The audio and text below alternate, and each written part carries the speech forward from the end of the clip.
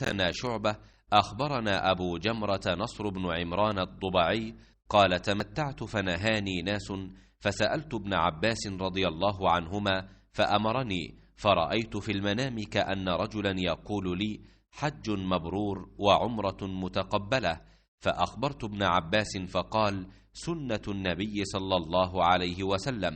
فقال لي: أقم عندي فأجعل لك سهما من مالي. قال شعبة: فقلت: لما؟ فقال: للرؤيا التي رأيت. अबू जमरा नसर बिन इमरान अज़्ज़ुबाई ने बयान किया, उन्होंने कहा कि मैंने हज और उम्रे का एक साथ अहराम बांधा तो कुछ लोगों ने मुझे मना किया। इसलिए मैंने इब्ने अब्बास रदी अल्लाह अन्हु से इसके मुताल्लिक़ दरियाफ़्त किया। आपने तमत्ता करने के लिए कहा। फिर मैंने एक शख्स को देखा कि मुझसे कह रहा है, हज भी मबरूर हुआ और उम्रा भी कबूल हुआ।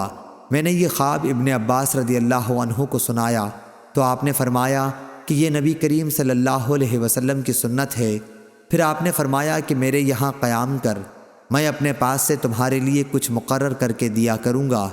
शौबा ने बयान किया कि मैंने अबू जमरा से पूछा कि इब्ने अब्बास रदी अल्लाह अन्हु ने यह क्यों किया था, यानी माल किस बात पर देने के लिए कहा। उन्होंने बयान किया कि उस ख्वाब की वजह से जो मैंने देखा था। सही बुखारी हदीस नंबर 1567।